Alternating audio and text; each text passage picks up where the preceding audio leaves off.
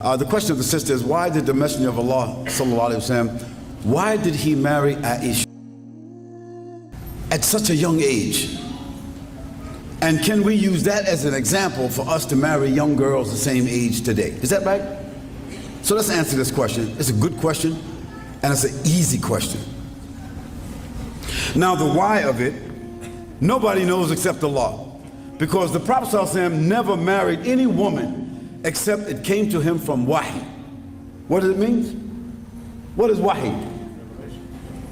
The Prophet ﷺ never went around looking at women and select this one or select that one or say, yo, check this out. Tell that girl I'd like to marry him or marry her. No. No, Allah subhanahu wa ta'ala mentioned in the Quran, the Messenger of Allah ﷺ never spoke anything from himself, but whatsoever he heard from wahi, this is what he did. Now we know that the Prophet ﷺ is a man like everybody else, but Allah subdued his nafs. Allah subdued his nafs with wahi, revelation. So he was guided by Allah. He was accompanied by Jibreel alayhi salam. His nafs never came up above the revelation. So whatever the Prophet ﷺ selected to do, he did it through the influence of Allah subhanahu wa ta'ala and through the guidance he received from Jibreel alayhi salam. So why he got Aisha, we don't know that, because where did the order come from? Hello. Allahu Akbar.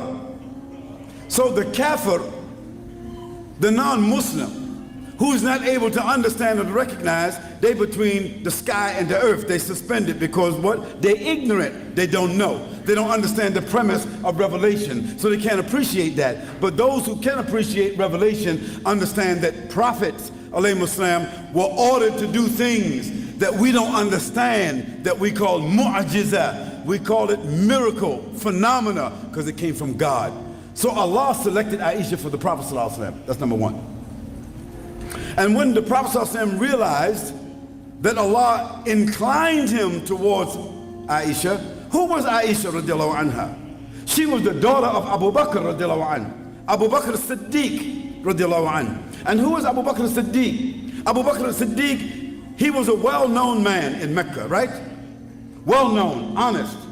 He was an aristocrat, a very influential man. He was the supporter of the Prophet ﷺ. He was the companion of the Prophet ﷺ. And Aisha was his daughter. So one day the Prophet ﷺ said to him, from the inclination he got from Allah subhanahu wa ta'ala, he says, Abu Bakr, he says, do you love me? Abu Bakr said, Ya Rasulullah, I sacrificed my mother and my family for you. He said, then I would like to ask you for your daughter in marriage. This is very common among the Arabs. Don't think about Norway, don't think about Europe, don't think about China, don't think about America, you think about the Arabs. The Arabs at that time, it was urf, it was part of their urf. It was very normal for them to ask for the daughter of a man when she was 9 or 10, so that that daughter could come and move with the family, not sleep with him, but come and move with that family, so he could observe her, she could observe him, so by the time she got to the age where she could have sexual relationships and have children and intimacy, they would have already built a bond. You understand that? Do you understand that? So the Prophet ﷺ, he didn't sneak around someplace and get her phone number.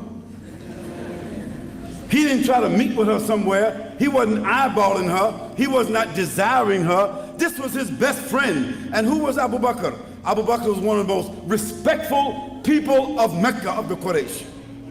So if some crazy, foolish, ignorant, corrupt, hating people wants to call the Prophet ﷺ a pedophile, na'udhu billah, then this means that the mother of Aisha, the father of Aisha, Abu Bakr radiallahu anhu, and Hani, I forget his wife's name.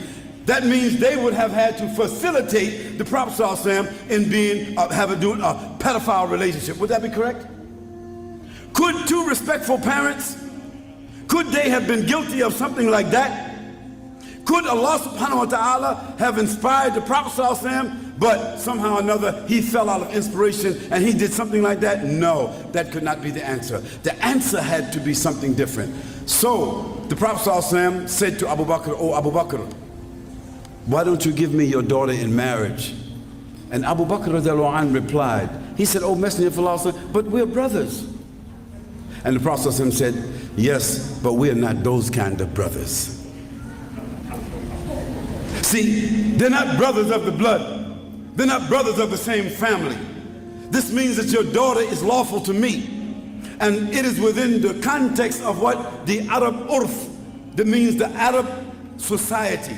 What is well known to them, what is legal, what is decent, what is dignified, what is halal, what is clean. So the Prophet ﷺ could not have been asking to do something that was abnormal. It had to be something that was normal. Now let us look at the fruit that came from the tree so we can understand it. Who was Aisha radiallahu anha? She's the woman that memorized the Quran. When the Quran was revealed, when the last ayats of the Quran, the last 6,636 ayats were revealed, 3 months later, Aisha had memorized the whole Quran. Think about that. Secondly, let's look at Aisha radiallahu anha. Aisha radiallahu anha, because she lived with the Prophet sallallahu alaihi wasallam. She saw him, she understood him intimately, clearly. Her mind was bright, and she was a powerful young girl. A very aggressive young girl.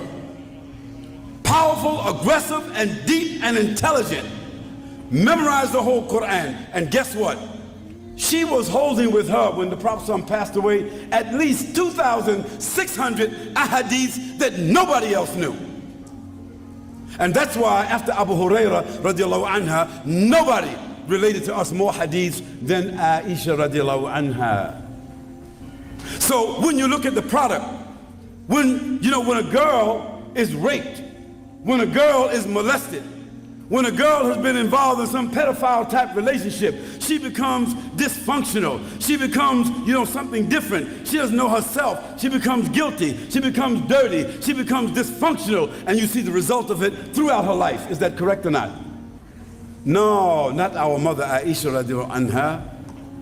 She was the teacher of 72 of the companions of the Prophet ﷺ and the tabi'een and the atba' tabi'een. She was their teacher, our mother.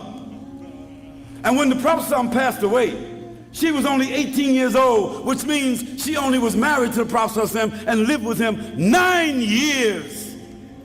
And when she died, she was a mother of the believers. Is that correct or not? Is that right or not? So that means nobody could marry their mother. So from 18 years old until she was 73 years old, she lived by herself teaching. Which one of the women could do that?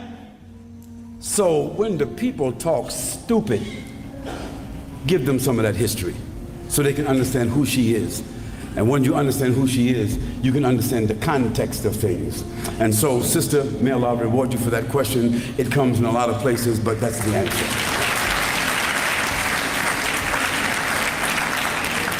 And we say at the end, Allahu A'lam. Say that. And that's for what we don't know.